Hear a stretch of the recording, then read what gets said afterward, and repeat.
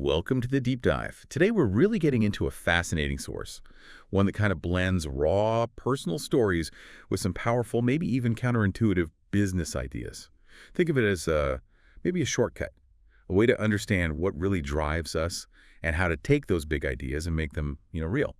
So our mission today is basically this: unpack why having a clear dream is absolutely essential. Not just nice, but necessary.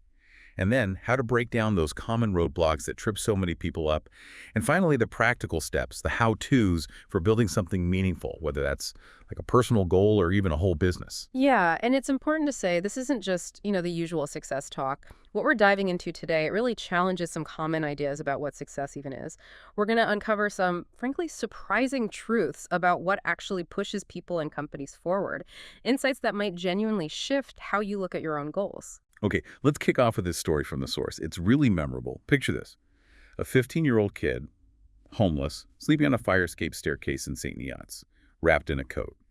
And he calls this tiny space his little sanctuary. What's really interesting is how he later connects that feeling, that basic need for safety, to this huge public thing he built years later. Makes you think, doesn't it? It really does. It's such a powerful origin, that deep personal struggle, that need for a sanctuary. It later becomes real physically when he buys what he calls the ugliest building in Twickenham for just £34,000. I mean, this place had no address, no postbox, no reason to exist apparently. But that building became the hub for his #GiveWithoutTake idea, a place where people could literally just ring a bell, share their dreams, get support, no strings attached, give without take. It just shows how, personal pain can fuel a much bigger mission. And his own thinking about success. Right. That got shaken up too, right? From a really unexpected source. He'd made this TikTok video. It went viral. He was talking about being financially okay, retired at 40, spending time with his son, feeling like the luckiest man alive. Right. And then this comment pops up from, an internet troll. Mm-hmm. Just says, "I'm broke and I get to do that." Ouch. Yeah. And he said it didn't just sting, it stuck. It made him completely rethink what success actually meant to him. So this random internet comment basically became a catalyst, made him question if he'd even been chasing the right dream. Okay, so if rethinking success is one big shift, the source then jumps into tearing down some common myths, things that really hold people back from going after their dreams. First one up: the idea that success is all about hard work, just pure grind. Mm-hmm. And this is where it gets really counterintuitive. Like you said, he makes this case that his biggest successes actually happened when he wasn't working the hardest. He talks about how his best ideas for his company, Fluid, they always came on vacation, when he was totally switched off. And maybe even wilder, profits actually went up when he started delegating more and sort of stepped back a bit. Right. So it makes you ask, why do we worship hard work so much? Is it humility? Or maybe we're just uncomfortable admitting we were smart, or maybe even lucky. He suggests it's often easier to say I worked hard than I outsmarted the competition. And that can be a trap. That's a really interesting point, especially today with hustle culture being so dominant. Okay, so if rethinking hard work is one thing, the next hurdle is maybe even bigger: the fear of failure. Society kind of teaches us that messing up is embarrassing, something to hide. Yeah, definitely. And the source uses Jamie Oliver as a really powerful example. I mean, the guy's incredibly successful, right? Best-selling author, TV star, campaigner, huge impact. Yet, in 2019, his restaurant business had this massive collapse, lost millions, closed dozens of places. But the point the author makes is failure isn't the end. It's data. It's a learning opportunity. You get insights you just couldn't get any other way, and it makes you, as he puts it, better equipped to succeed the next time. So, stepping back, embracing failure is almost like the entry fee, the price of risk you have to pay for chasing big dreams. You need it to innovate. And the author had his own version of this, right? Turning down Harvey Weinstein for that comic book adaptation, Devashar. At the time, his business was struggling, and it felt like a huge mistake, a massive missed opportunity. Yeah, you can imagine. But later on, he saw it as a lucky escape. It just shows sometimes saying no is the right call, and what looks like failure can actually be the best thing that happens. Yeah. Okay, another myth tackled is this idea that it's okay to avoid hard things. We live in a world built for convenience, right? Everything's instant gratification. Click a button, it arrives. Yeah, it's so true. And it's such a contrast to, say, our ancestors. They found purpose, identity even, in doing hard things: hunting, building, protecting. And while we should be thankful for convenience, the source argues we've lost something important. Real growth comes from adversity. He says the hardest times of our lives are often the ones that really shape us. They build resilience, problem-solving skills, things easy times just don't teach. He tells this story about a former employee in Hong Kong. Super successful in banking, loads of money, but felt totally unfulfilled. Why? Because he'd always chosen the easy path, avoided risks, avoided hard challenges. That really resonates. It's easy to just cruise along. Speaking of comfort, let's talk about the financial trap.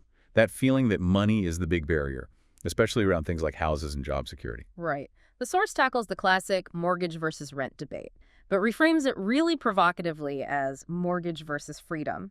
Okay. His own story backs this up. Not owning a home meant he had the flexibility to just pack up, move to Hong Kong, sleep on a friend's sofa, and actually launch his business career. The core idea: chasing possessions will only get in the way of finding your real dream. And he also talks about selling time versus buying time. Most jobs, you trade hours for dollars, right? There's a ceiling. But entrepreneurs, they build systems, teams. They can scale their income beyond their own direct hours. That's how they buy back their time and gain more freedom. That makes sense. But it's not just internal stuff or money, is it? Sometimes the doubts come from people close to us, loved ones. That can be really tough. Oh, definitely. That can be the hardest. The source tells the story of Charlie, this aspiring artist. His partner just constantly chipped away at his confidence.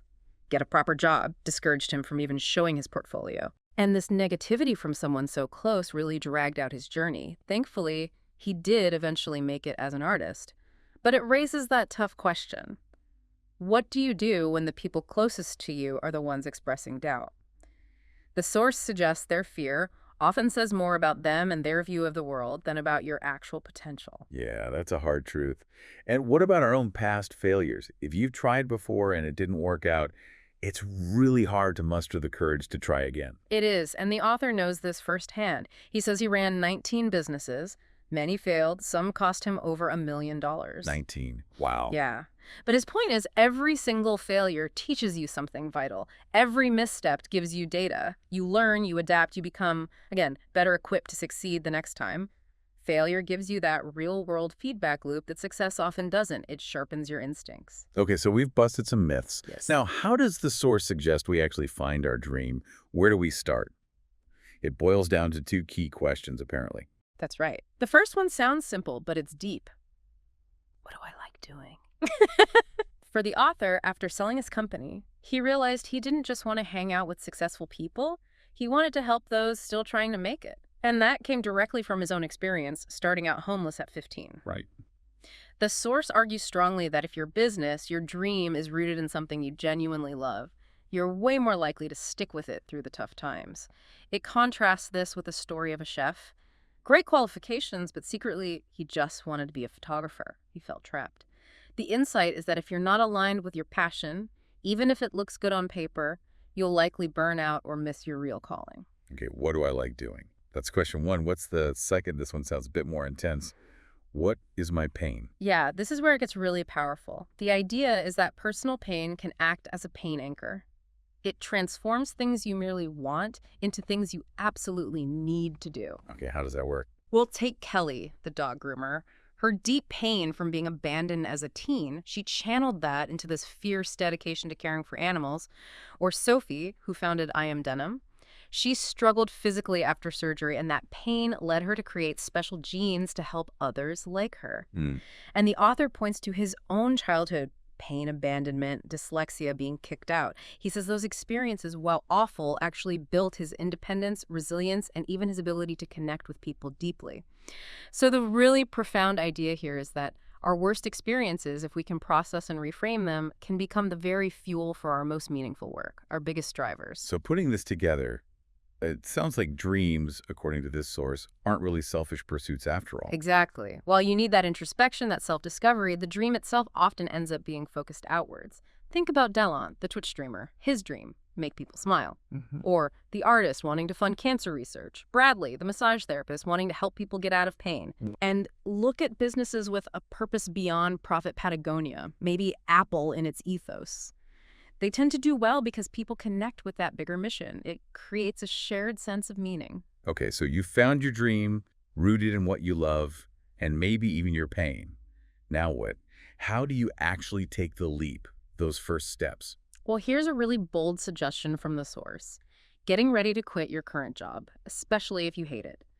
And the really provocative part, tell your boss. Tell them you have a dream you're going to pursue. Whoa, that sounds terrifying. It does, but the logic is, what's the worst that happens? You maybe speed up leaving a job you already want to leave, but maybe, just maybe, you get unexpected support, or at the very least, it forces you to take action, stops the endless someday. That's definitely bold. And what about getting that very first customer? You had that story about the TikTok tip, right? Yeah, perfect example. He gets this random $195 tip on TikTok. What does he do?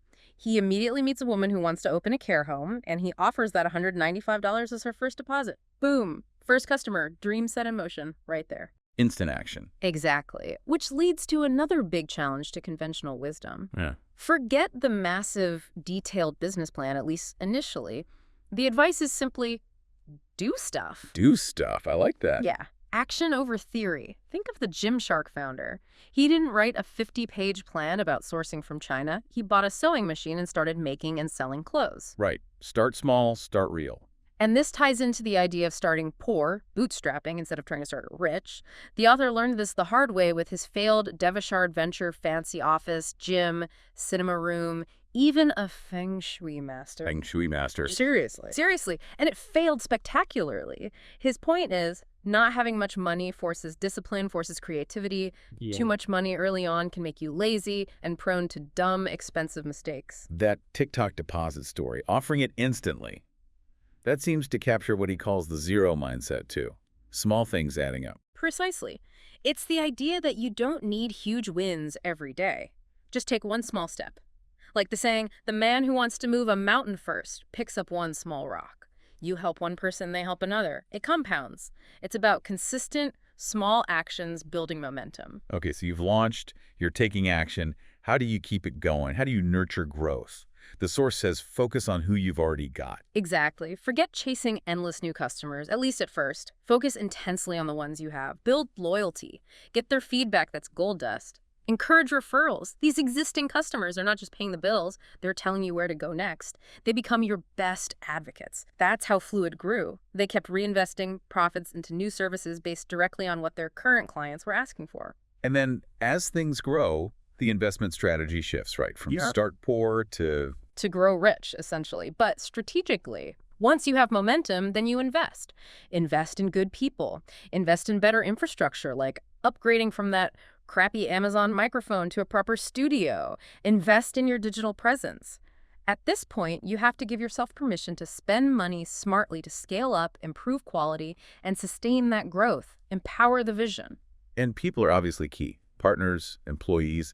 The source really stresses getting the people part right. Absolutely critical. Picking the right business partner is huge. He uses his own long partnership with Helen, his wife, at Fluid, 15 years together as an example. Shared values, complementary skills, that's the foundation. And for hiring. Less about fancy qualifications, more about commitment and shared purpose. Are they in? He talks about using a hypothetical offer question to test someone's ethics. He tells a story about rejecting a candidate instantly who offered to bring over a competitor's client list. No shortcuts on integrity. Good call. And he strongly believes ownership conveys freedom. Give employees equity, make them partners in the dream, get their full commitment. And then there's the tough part, firing people. He has this rule, the 7+8 trouble rule. Okay. Basically, if someone's name keeps coming up negatively maybe 7 or 8 times, or they're involved in 7 or 8 different problems, it's a signal. Time to make the hard call, quickly. Don't let problems fester. Makes sense. Yeah. And beyond individual hires, what about building a whole community? Yeah, that's another big theme for growth. Communities form around shared passion. Think FIFA players, Peloton riders.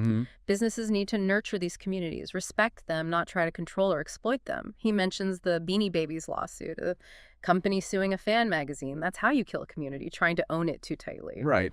So it raises that tricky question. How do you balance your original vision with the fact that a community, by definition, has a life of its own? It involves more people now. It's a balancing act. And tied into all this growth and adaptation is persistence. But the source adds a twist to that idea, doesn't it? It does. It's crucial. Persistence isn't just stubbornness. It's not just gritting your teeth and marching in the same direction forever. It's about evolution.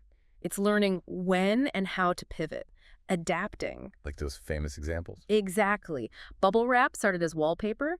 Starbucks sold beans before cafes. Netflix mailed DVDs. YouTube was a dating site. Wow, I didn't know that about YouTube. Yeah, they all persisted, but they did it by pivoting, changing their model based on what worked, what customers wanted. Fluid itself survived a crisis by quickly shifting to e-commerce. They built a crisis playbook on the fly. That's persistence with adaptation. And taking risks as part of that adaptation to calculated risks. Definitely. That Hong Kong Rugby Sevens website story is a great example. Yeah. He built this site for non-rugby stuff during the tournament, ended up in a legal fight over the trademark. Big risk, could have cost him dearly, but he fought it, didn't settle, and won. It shows risk can pop up unexpectedly, and sometimes you have to push back, block out those voices telling you to play it safe, especially if the mission feels right. So we've gone through finding the dream, launching, growing. What about the end game, the exit? The source has a unique take here, too. Yeah, it says quitting rocks, but at the right time. This isn't about giving up when things get hard. It's about self-awareness, knowing when you've reached the end of the road with that particular thing. Helen, his co-founder and wife, leaving Fluid to become a kinesiologist is the example. She fell out of love with the work, realized it was time for a new path that truly resonated with her. That's quitting well. And the idea of selling your business, but without trying to sell it. How does that work? It's about relationships. The strategy is to create motivated buyers over time, build strong partnerships, deep connections. Fluid wasn't sold to PwC because they offered the absolute most money. It was sold because it was the right offer. Right offer, meaning? Meaning it aligned with the company's purpose, the vision for creativity. And crucially, it benefited the team like getting pay rises on day one. It was about finding a home for the dream, a buyer who got it, respected it, wouldn't just strip it for parts, not just the highest bidder. Okay, makes sense. And finally, the source suggests the dream doesn't just stop even after a sale like that. Not at all. For the author, selling Fluid wasn't an endpoint. It led him to realize his core motivation, underneath it all, was always about helping people. That realization led him to shift from paid business services to creating HelpBnk, offering free support, making help accessible. His ultimate dream now, a world where help is just freely available. And that goes right back to him being 15, homeless, needing help, and not getting it. It's come full circle. Wow. What a journey we've covered here, from that kid on the fire escape to building, selling, and then redefining the dream all over again. It really is. And the core message that comes through is pretty clear, I think. It's about set your own goals, judge your own success, and be accountable to yourself and the people you care about.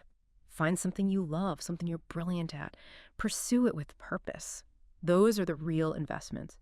And yes, it'll be hard sometimes, but the source reassures us you can handle way more than you think when you know you're doing the right thing.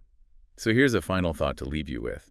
In our world, which feels increasingly digital, maybe a bit impersonal sometimes, remember the power of just random conversations, actually connecting with people face-to-face or voice-to-voice.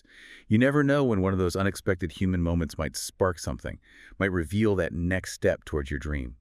What random conversation could you start today, and what dream might it unlock for you?